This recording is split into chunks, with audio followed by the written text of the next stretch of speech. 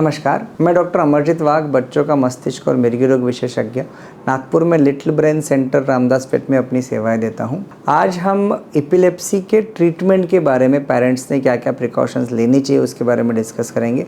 मेरे already 2 videos है, एक वीडियो जो प्रॉपर एपिलेप्सी के बारे में बताता है और एक वीडियो उसके इन्वेस्टिगेशन जैसे ईईजी के बारे में बता रहा है। तो आज मैं उन सब चीज़ों के बारे में नहीं बोलूँगा, सिर्फ क्या क्या ट्रीटमेंट में हमने प्रिकॉशंस लेने चाहिए, ट्रीटमेंट कैसी होती है, ये सब थोड़ा समझने की कोशिश करते हैं।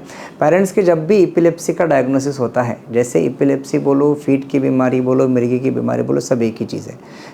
जब भी ये डायग्नोसिस होता है तो डेफिनेटली थोड़े से पेरेंट्स अपसेट होते हैं कि क्या मेरे बच्चे को बहुत बड़ी बीमारी हो चुकी है, अभी क्या होगा। बट सबसे पहले तो ये मिथ को हटाइए। फीट की बीमारी कोई बहुत बड़ी बीमारी नहीं है या जिसके हमने बहुत डरना चाहिए, ऐसा बिल्कुल भी ज़रूरी नहीं है। मैक्सिमम पेशेंट्स को 2 से 3 साल ट्रीटमेंट करने के बाद हम बहुत अच्छे से ठीक कर सकते हैं, कंट्रोल कर सकते हैं या क्योर कर सकते हैं।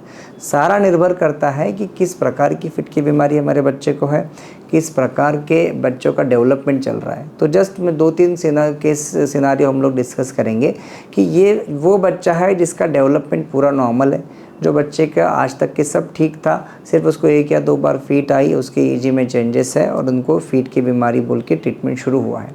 जिनका ये पेशेंट्स को मैक्सिमम सिचुएशंस में 2 से 3 साल में ट्रीटमेंट हम लोग बंद कर सकते हैं। तो किस प्रकार की ट्रीटमेंट देनी चाहिए और पेरेंट्स ने क्या क्या प्रिकॉशंस लेने चाहिए। जब भी आपको फिट की दवाइयाँ शुरू होती है, आपने एक स्पेसिफिक टाइम डेफिनेटली फॉलो करना है। नॉर्मली फिट्स की दवाइयाँ 8 से 12 घंटे तक के असर दिखाती है, कोई दवाइयाँ 24 आवर्स तक के असर दिखाती है। तो हम लोग बताते हैं स्पेसिफिकली कि ये दवा 24 घंटा काम कर रही है, दिन में 1 ही बार देना है, ये दवा 2 बार देनी है, ये दवा 3 बार देनी है। तो आपको वो टाइम डेफिनेटली याद रखना और उसी टाइम के ऊपर मेडिसिन देना बहुत ज़रूरी है। 5-10 मिनट का डिफरेंस चल सकता है, बट अगर हम हाफ एन आवर व आधा घंटा 1 घंटे तक के मेडिसिन मिस कर रहे हैं तो बच्चों को प्रॉब्लम्स हो सकते हैं। बहुत बार यह है कि बच्चे ने खाना नहीं खाया था इसलिए हमने दवाइयाँ नहीं दी। खाने से इन सब चीज़ों का कोई कनेक्शन नहीं है। आप एक फ़िक्स टाइम पे दवाइयाँ दे रहे हैं। जैसे कोई बच्चों की स्कूल्स, मैक्सिमम बच्चों की स्कूल्स मॉर्निंग में 7 साढ़े 7 बजे बच्चे निकल जाते हैं, तो आप जाने से तुरंत 10-15 मिनट पहले वो दवा खिला सकते हो और उसी टाइम पे आपको शाम को वो दवाइयाँ रिपीट करिए। और एक क्वेश्चन होता है कि ये बच्चा वॉमिट कर देता है, उल्टी कर देता है, तो हमने क्या करना चाहिए। तो ऐसे एक रफली अगर बताने चाहूँ तो अगर 15-20 मिनट्स के भीतर ही बच्चे ने उल्टी कर दी तो आप पूरा डोज रिपीट कर सकते हो।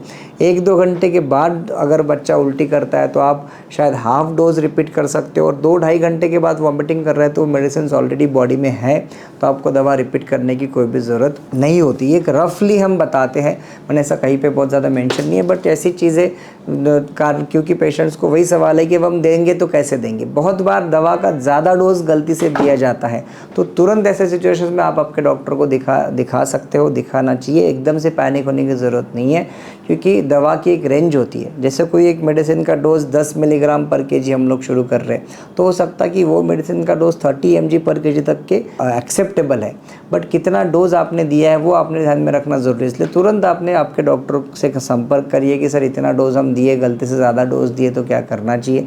बहुत बार जब ओवरडोज हो जाता है तो आपको ऑब्जर्वेशन करने की ज़रूरत है कि एटलीस्ट 24 आवर्स आपने रुकना चाहिए हॉस्पिटल में, ताकि कुछ अगर सिम्टम्स आते हैं, क्योंकि फिट की मेडिसिन से हार्ट रेट कम ज़्यादा होता है, यूरिन में प्रॉब्लम्स होते हैं, तो उस वक्त आपने अवॉइड नहीं करना है, डेफिनेटली डॉक्टर को कंसल्ट करना बहुत ज़रूरी है। पेरेंट्स ये भी पूछते हैं कि बच्चे को क्या क्या लिमिटेशंस है। नॉर्मली फीट्स के प्रॉब्लम्स ये होते हैं कि जब बच्चा अकेला है और उस वक्त उसको फीट आ रही है तो प्रॉब्लम्स है। भले हम लोग मेडिसिन दे रहे हैं, बट एक रिस्क हमेशा थोड़ी बहुत रहती है कि मेडिसिन देने के बाद भी कभी कभी बच्चों को फीट आने के चांसेस है। इसलिए मैं नॉर्मली बताता हूँ कि ऊंची जगह, पानी और फायर माने आग, इन 3 चीज़ों से बच्चा दूर रहे, या जब वहाँ अनअवॉइडेबल सिचुएशन में जब वो वहाँ जा रहा है तो एटलीस्ट कोई उसके साथ रहे, क्योंकि ऊंचाई पे अगर बच्चा अकेला है, वहाँ पे उसको फीट आ गई तो वो जानलेवा हो सकता है। पानी में बच्चा स्विमिंग कर रहा है, अकेला है तो जानलेवा हो सकता है। आग के पास खड़ा है, अकेला है तो जानलेवा हो सकता है। तो वहाँ पे एटलीस्ट कोई उसके साथ रहे। कुछ पेशेंट्स जैसे स्विमर होते हैं, तो वो अगर उनकी लाइफस्टाइल का वो अगर हिस्सा है तो मैं नहीं कहूँगा कि आप बंद ही करिए, बट डेफिनेटली कोई उसके साथ रहना ज़रूरी है। बट जितना आप अवॉइड कर सकते हो उतना अकेला स्विमिंग, आग और पानी, ऊंचाई, इन सब चीज़ों से अपने बच्चे को दूर रखना ज़रूरी है। तो ये प्रिकॉशंस हमने लेने चाहिए।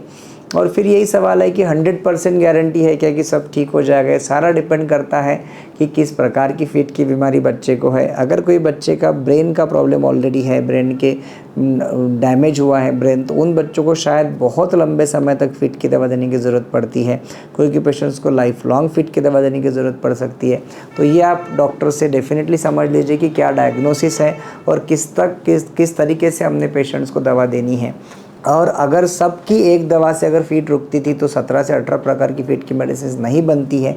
इसलिए ये भी मत सोचिए कि बच्चे को फीट की दवा शुरू हुई फिर भी मेरे बच्चे को असर नहीं है तो शायद ये दवाई गलत है या कुछ, ऐसा नहीं होता है। बहुत बार दवा बढ़ानी पड़ती, बदलनी पड़ती। मैंने लास्ट टाइम भी एक वीडियो में बताया था कि हमारे यहाँ पे प्रॉब्लम ये है कि बच्चे को दवा शुरू हो गई और बहुत दिनों तक बच्चे को फीट ही नहीं आई, तो ऐसा लगता है कि अब मेरे बच्चे को दवा की ज़रूरत नहीं है, तो पेशेंट अपने आप दवा बंद कर देते। उसके कारण फिर फीट पलट के वापस आती है और जो ट्रीटमेंट आपकी जल्दी ख़त्म होनी चाहिए वो नहीं होती।